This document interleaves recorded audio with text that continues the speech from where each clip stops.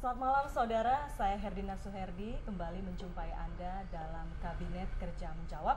Program ini adalah hasil kerjasama TVRI dengan Kementerian Komunikasi dan Informatika.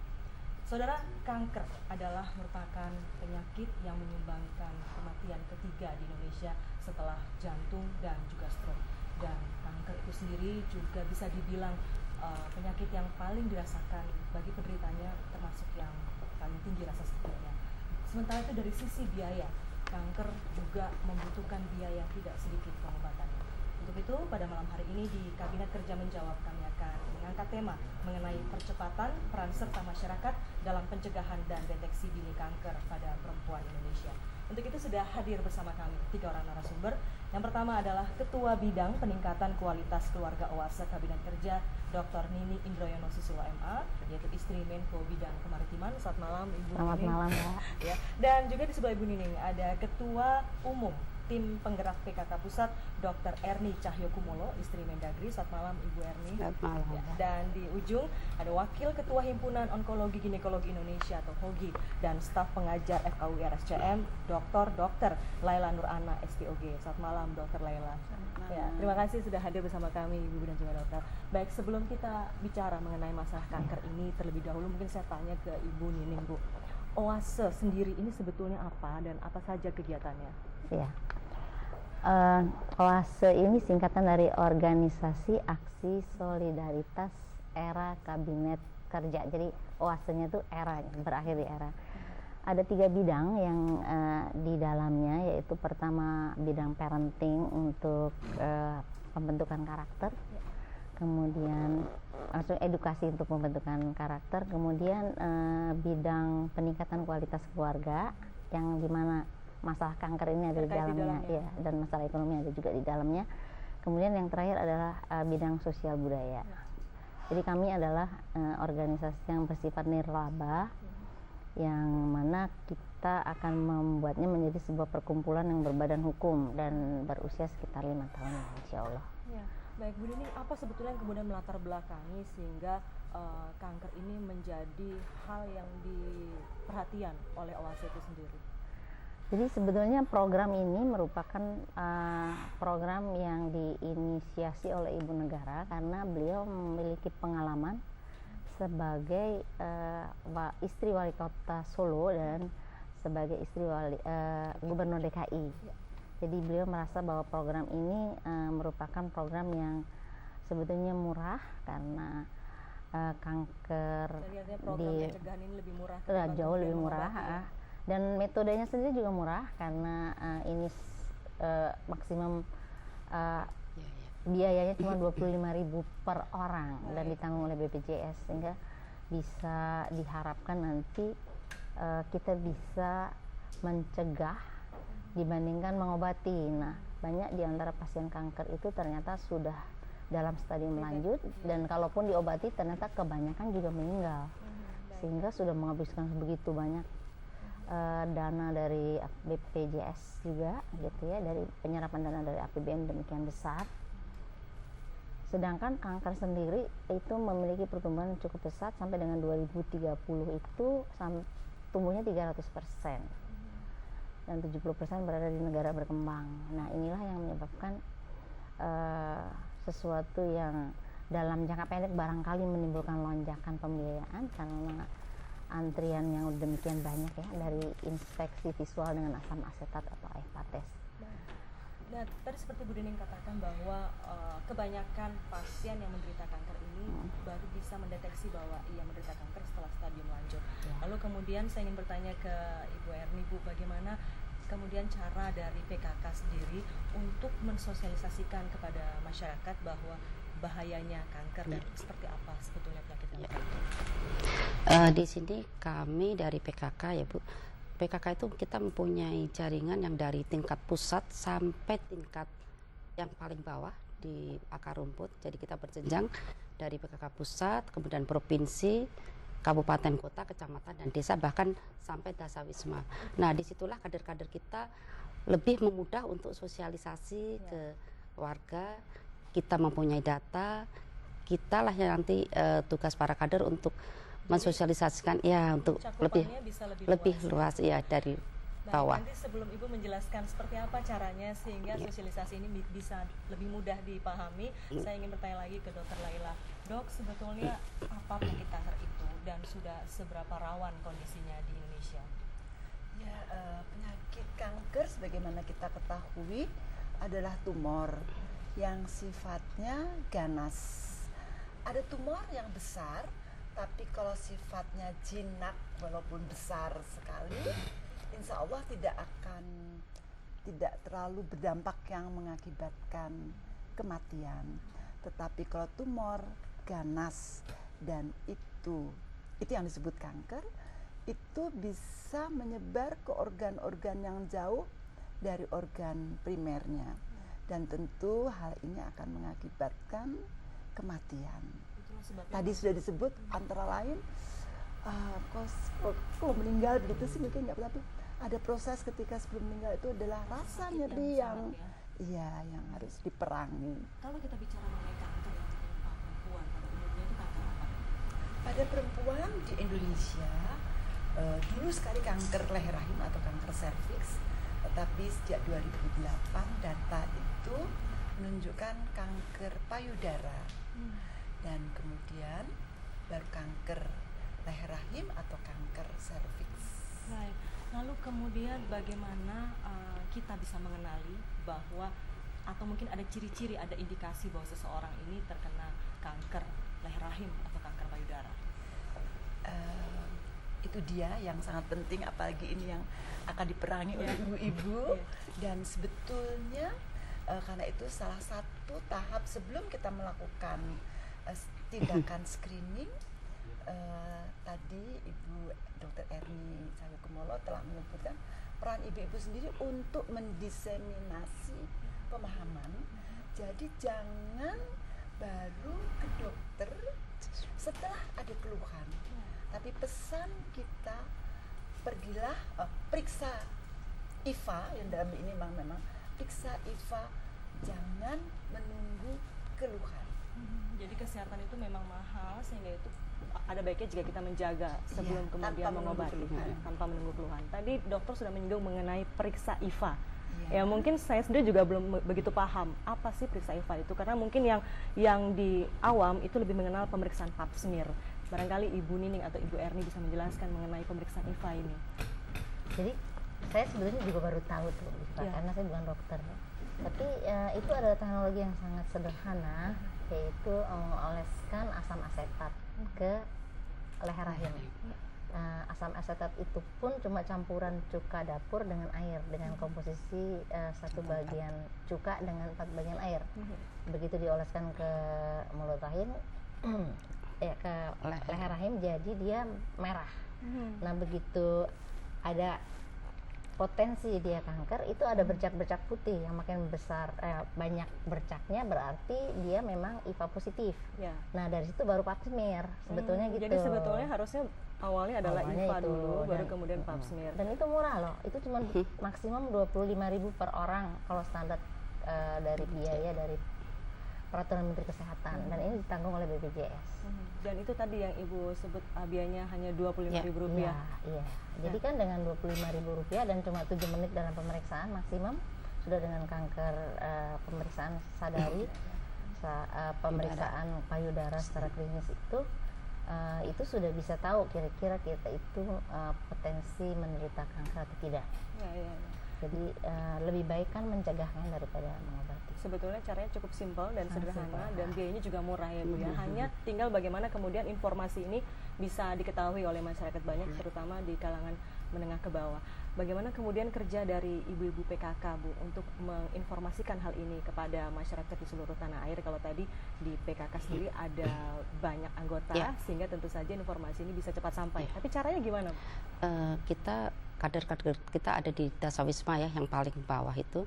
Mungkin di situ kita mempunyai data-data. Jadi di sini kan untuk kanker leher rahim semua perempuan itu berpotensi bisa kena. Jadi di situ kita bisa melihat data untuk perempuan umur yang setidaknya yang sudah menikah, itu terutama juga kita data. Kemudian kita data juga siapa yang belum punya BPJS, sebaiknya mempunyai BPJS. Kemudian kita beli penerangan juga bahwa kanker leher rahim itu sangat berbahaya, marilah kita memeriksakan diri. Biasanya mereka kadang malu atau segan, tapi keuntungannya sangat banyak sekali manfaatnya untuk menghilangkan rasa malu dan keengganan itu, karena dengan deteksi dini pengobatan itu lebih banyak berhasil. Jadi bagi ibu-ibu atau wanita, tentunya kita juga sayang anak, sayang keluarga, jadi sayangilah. Bagaimana Bu kemudian memberikan kesadaran itu kepada ibu-ibu di tataran tertentu bahwa untuk menghilangkanlah rasa malu gitu ya, lebih kedepankan faktor kesehatan dan juga keluarga gitu untuk nasib mereka ke depan. Bagaimana Ibu caranya? Makanya kita mesti memberi pengertian kepada mereka bahwa kesehatan untuk pemeriksaan kanker ini sangat penting. Kita harus supaya tidak malu, karena dengan malu itu ternyata ruginya sangat besar sekali, karena dengan deteksi dini bisa diterapi dengan ya lebih baik. Jadi kita berikan pengertian kepada mereka, sayangilah diri kita sendiri, karena kita juga menyayangi anak juga keluarga. Kalau sudah sakit tentu semua keluarga akan mungkin saya bisa nambahkan supaya nggak malu tuh kita ciptakan jingle-jingle sebetulnya yang mengubah perilaku masyarakat, dan mereka tuh bisa menyanyikan dengan baik gitu ya. Artinya jingle itu memang kita ciptakan menjadi jingle program, dan itu kami sudah lombakan di seluruh provinsi. Jadi dari tataran di kabupaten dan kota, kemudian dari provinsi dibawa ke nasional. Jadi tadi kami melakukan penjurian. Jadi meningkatkan awareness-nya dengan cara membuat lomba jingle lagu untuk program ini. Bukan lomba jingle lagi, jadi menyanyikan jinglenya, karena jingle sudah dibuat. Dan itu kita menuju ke pola hidup cerdik. Cek kesehatanmu secara rutin, enyahkan asap rokok, rajin olahraga, diet seimbang, dan istirahat cukup, dan kelola stres. Jadi pola hidup yang harus dilakukan untuk menghindari penyakit itu ada semua di dalam jingle itu. Ada, dan kemudian itu kan karena dinyanyikan terus ya, lama-lama orang merasa oh ya itu tes IVA itu kayaknya trendy deh gitu. Nah itulah yang kita ingin mengubah. Jadi pendekatan yang kita lakukan tidak hanya medical tapi juga health. Jadi artinya pendekatan komunitas dan pendekatan sosial. Nah peran OASE lebih banyak di situ.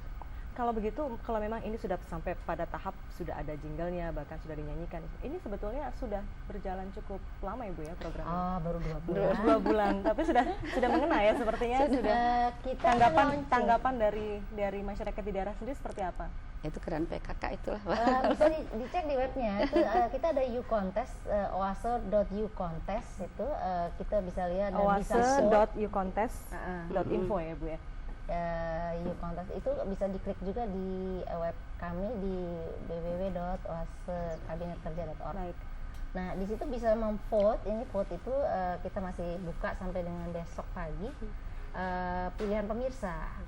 Jadi dari setiap provinsi itu boleh 2 jingle, dan kami sudah mengumpulkan sekitar 33 jingle dari 30 provinsi.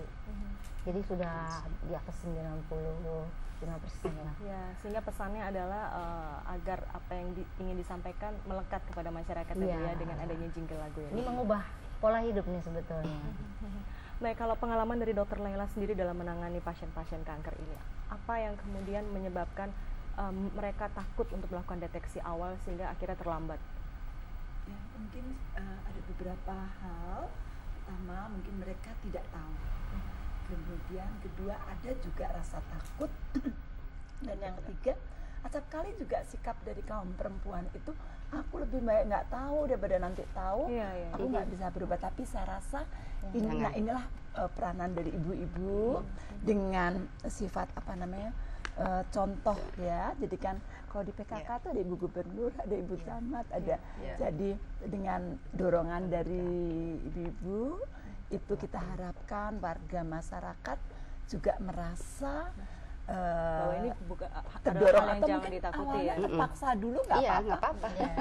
Karena terpaksa untuk kebaikan ya. Iya, Ibu ini kalau peran atau support keluarga dan juga lingkungan dalam hal ini untuk kemudian mensukseskan program ini seperti apa Bu? Karena kan tadi kalau disampaikan oleh dokter takut gitu kan, kemudian nanti kalau kemudian ternyata positif kanker lalu harus gimana gitu, apalagi kalau kemudian keluarga juga tidak mensupport gitu. Makanya di sini sosialisasi bukan hanya untuk ibu-ibu saja, jadi bapak-bapaknya juga harus tahu mengenai bahayanya kanker ini apabila dideteksi sudah pada stadium lanjut. Jadi mungkin bapak-bapak yang sudah, misalnya bapak-bapak pasti sayang sama istri, jadi ikut mendorong supaya istrinya ingatkan. Iya. Jadi yang menjadi target dalam program ini tidak hanya kaum ibunya, Iya, kalau untuk tapi juga sosialisasi bapak-bapak. semuanya biar semua tahu apa itu tentang. Apakah ini juga nanti menyentuh ke generasi muda, Ibu? Ya, Untuk- pasti. Jadi ada juga sosialisasi yang kita kerjasama dengan Remaja. Kementerian Dikbud untuk anak-anak usia 14 tahunan lah gitu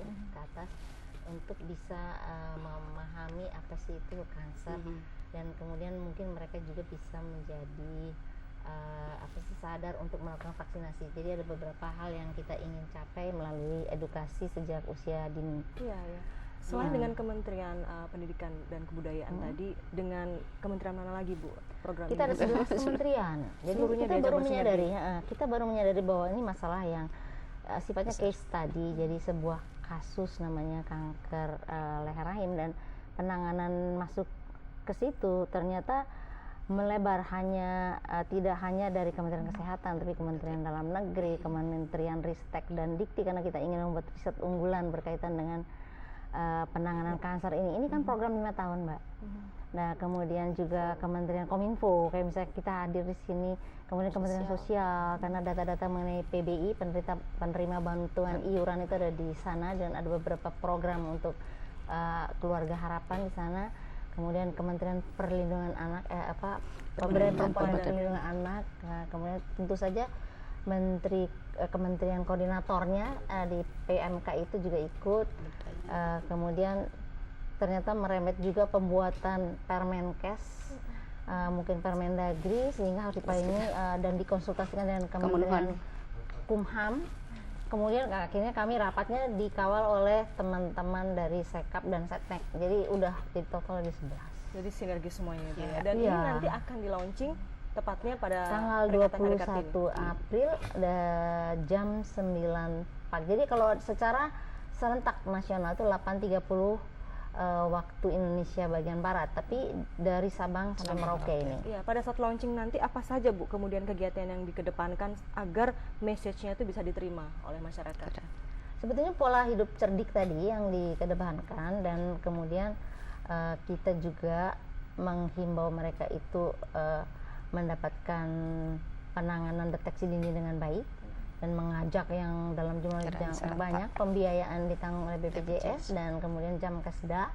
Jadi kemudian dari sini kita melihat bahwa Kementerian Kesehatan itu harus melakukan sesuatu, yaitu standarisasi minimum treatment bagi mereka yang menderita kanker, sehingga muncullah upaya-upaya untuk menyamakan standar pelayanan di setiap Kalau tadi Ibu provinsi. mengatakan bahwa ini ditanggung oleh BPJS, apakah yang ditanggung ini ketika kemudian sudah sakit pengobatannya, atau dari mulai pencegahan, dari IFA-nya dari sudah pemeriksaan IFA sudah Iya. ditanggung, ya? Iya, tadi 25.000 per orang itu standar dari Kementerian Kesehatan yang bisa ditagihkan ke BPJS. Dan itu sudah bisa mulai dilakukan? sudah.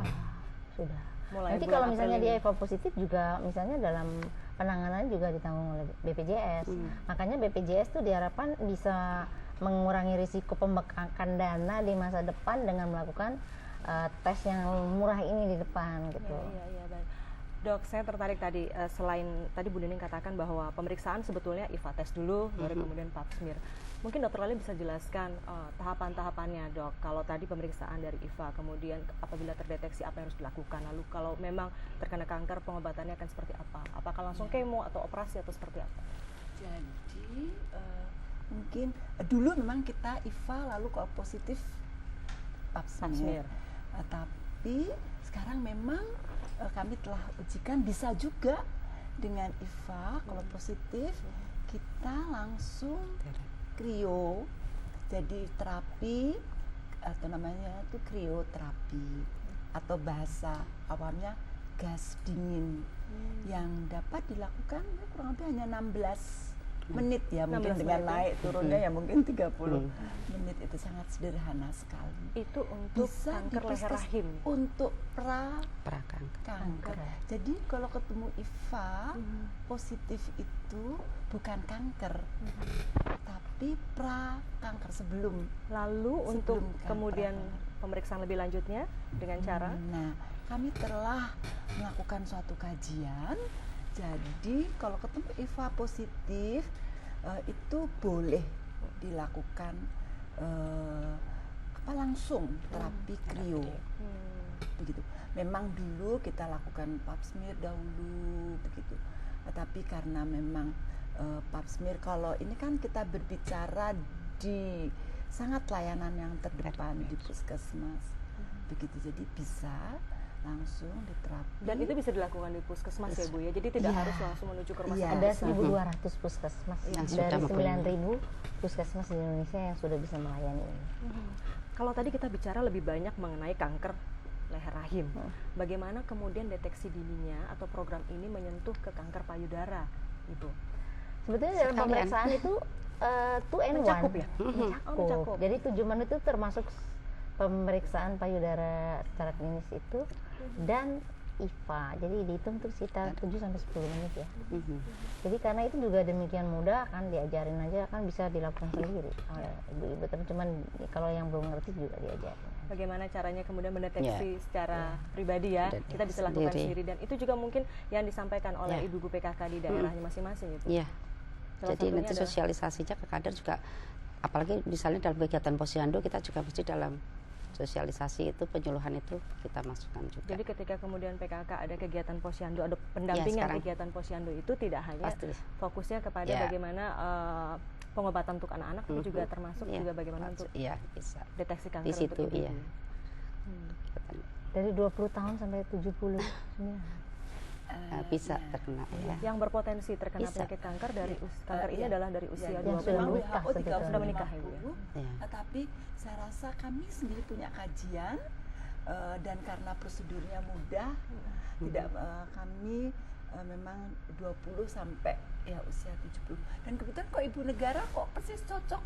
Beliau menyarankan Iya. demikian Iya. ya. Jadi memang gayung bersama Kamu. saya rasa. Iya. Iya, iya. Iya. Di usia 20 hingga 70 itu masih Yang sudah menikah. Yang sudah menikah. menikah. Aktivitas Aktivitas seksual seksual. tepatnya. Iya, iya, iya. Iya. Itu berpotensi terkena kanker Iya. ini. Bagaimana kemudian yang sudah menopause gitu ya? Apakah juga masih punya kemungkinan terkena penyakit ini? Menopause di Indonesia itu kurang lebih sekitar 50, 51, 52. Iya. Jadi pemeriksaan ini masih tetap diperlukan di usia setelah menopause.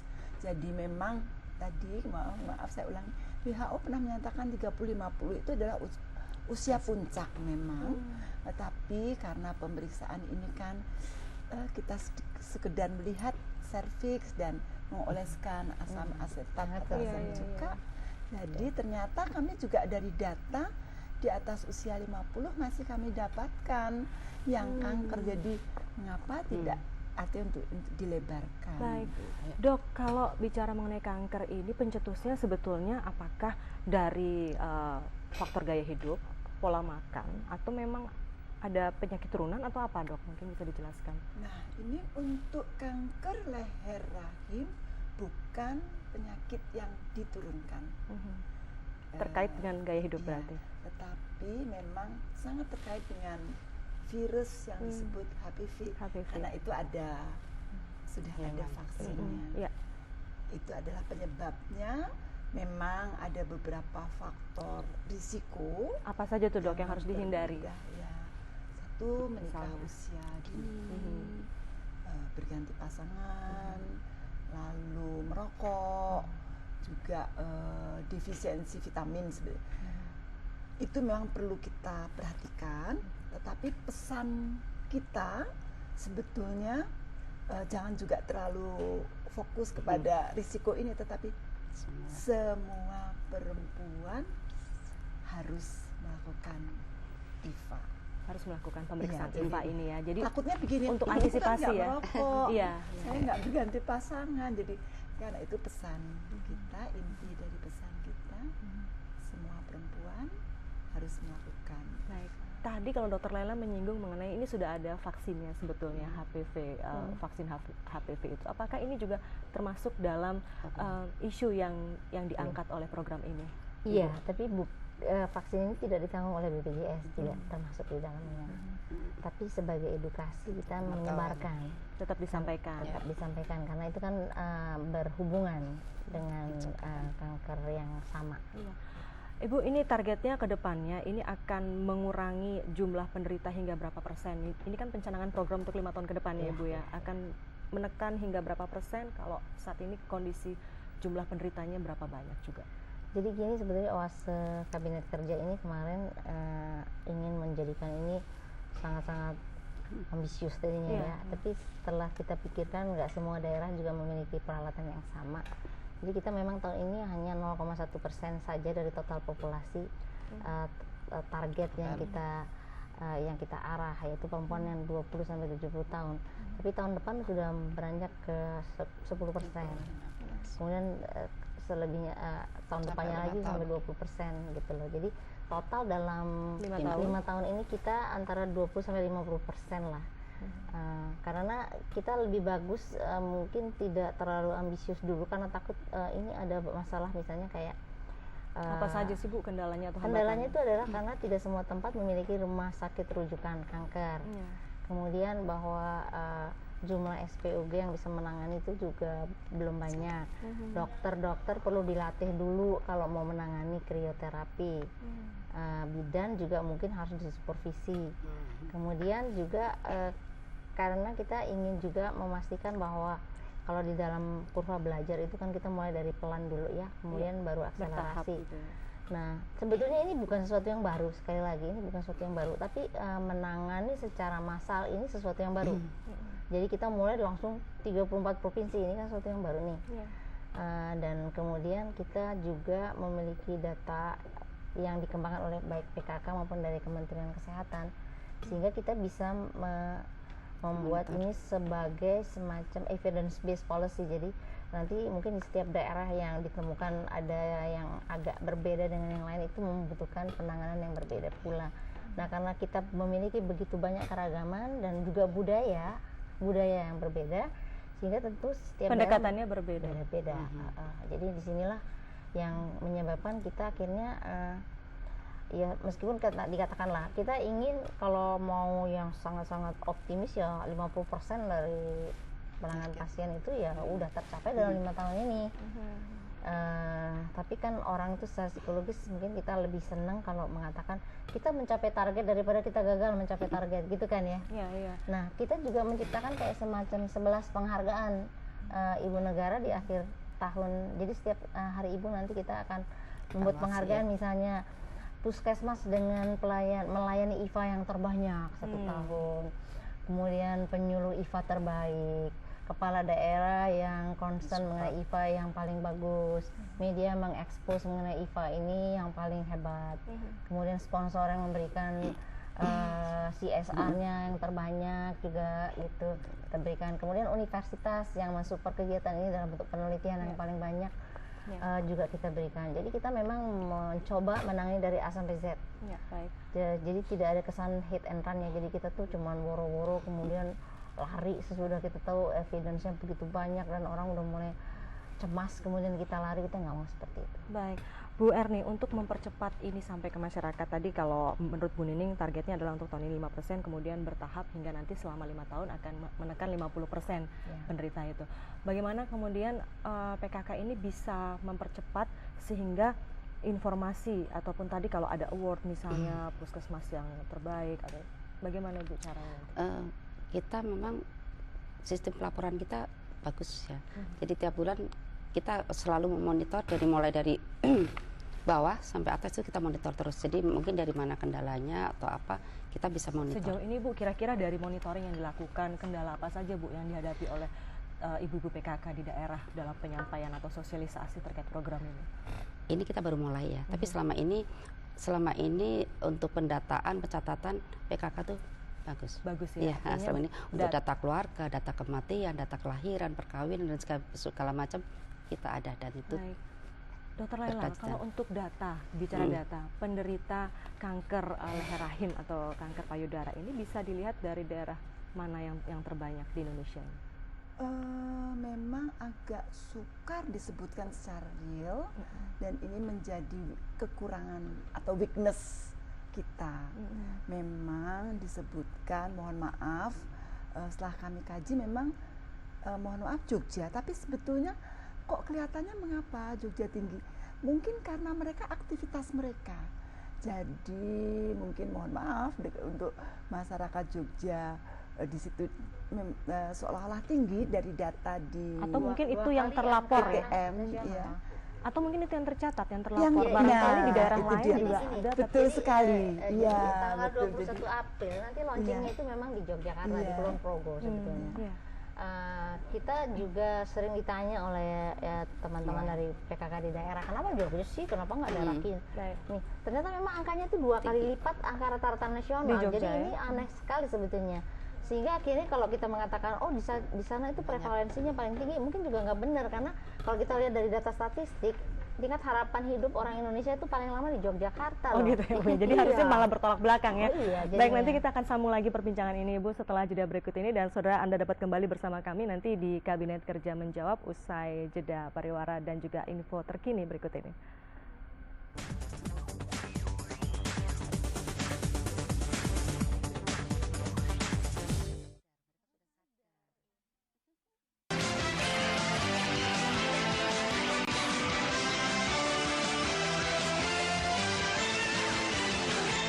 Selamat malam saudara. Presiden Joko Widodo mendukung kalangan pengusaha tambang yang bersedia untuk membangun pengolahan bahan mentah atau smelter di Indonesia.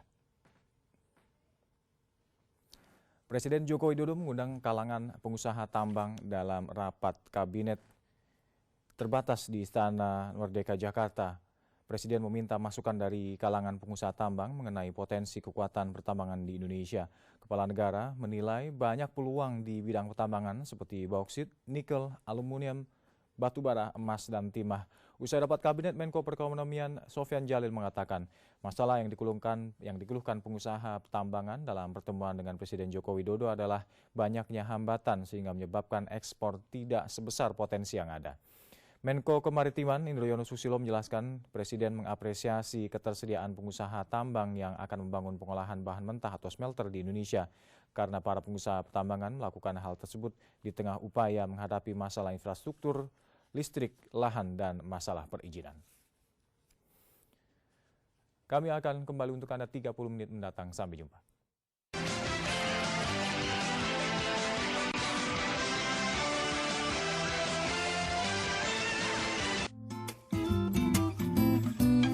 Cinta takkan kemana-mana bila kita berdua, kita bersama, kita bahagia, sederhana. Baru di TVRI, Wakil Rakyat Bermalam. Pendekatan secara nyata dan personal figur wakil rakyat dengan konstituennya. Di sini, wakil rakyat juga ingin ikut merasakan apa kendala yang dihadapi setiap konstituen di dapilnya masing-masing.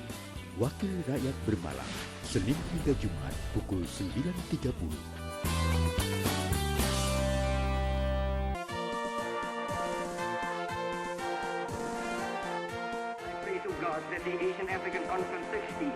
Peristiwa bersejarah peringatan 60 tahun Konferensi Asia Afrika tersaji lebih dari 20 jam.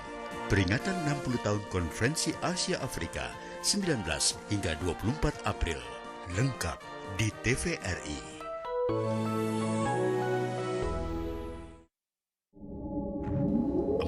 .2 juta lebih korban narkoba.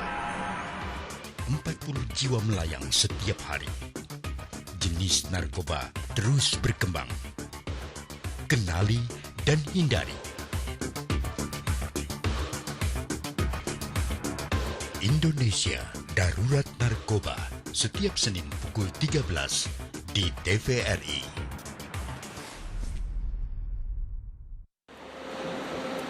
Pasake ingkang arungu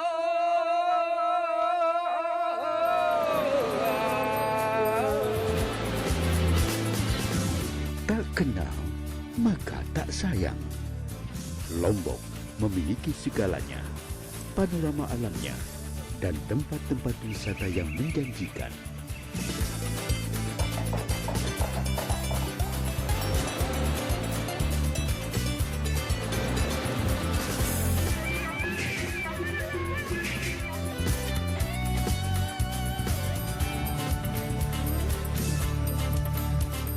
Bersama TVRI, kenali keindahan tiap jengkal tanah pertiwi.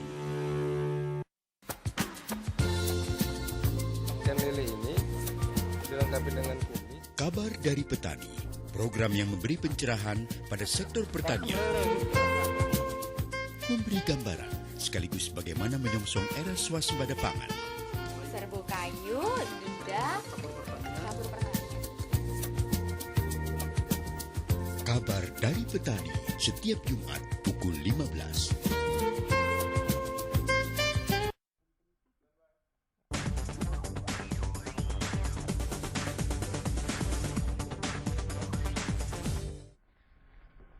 Anda kembali bersama kami di Kabinet Kerja Menjawab dan kita tengah berbincang mengenai percepatan peran serta masyarakat dalam pencegahan dan deteksi dini kanker pada perempuan Indonesia.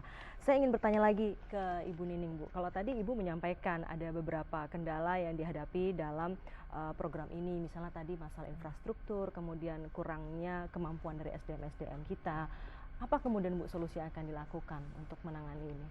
Jadi dari hasil pertemuan kita dengan para profesional yang menangani kanker, kita melihat bahwa eagerness dari para dokter atau tenaga medis itu cukup besar, sehingga akhirnya kita melihat bahwa kalau gap ini tidak segera kita tutup, nanti masyarakat sangat gelisah, sehingga akhirnya kemarin muncul ide untuk membuat dokter terbang.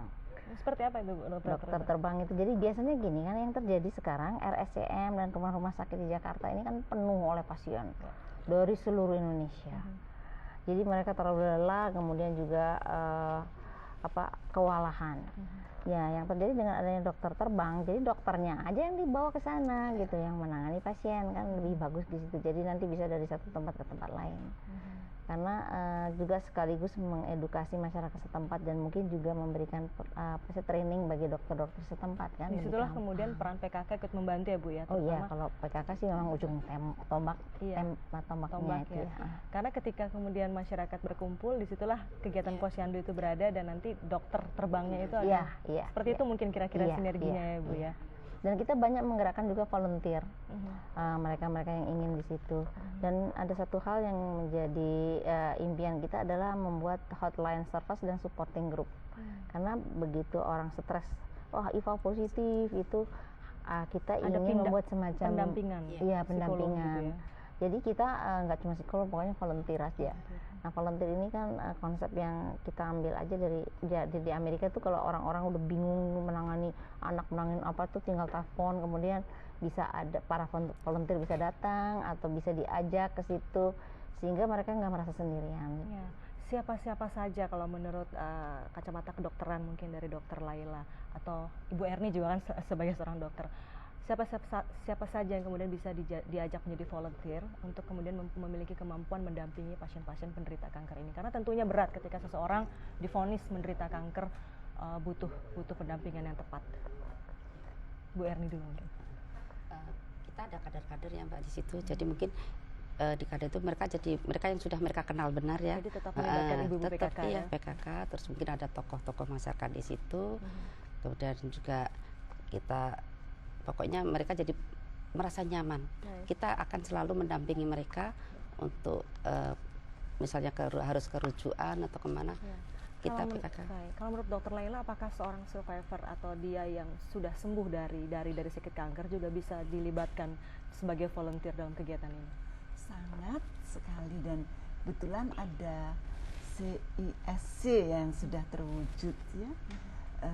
CISC itu apa ya? Cancer Information as support Jadi ya, support service CISC ya, sudah ada.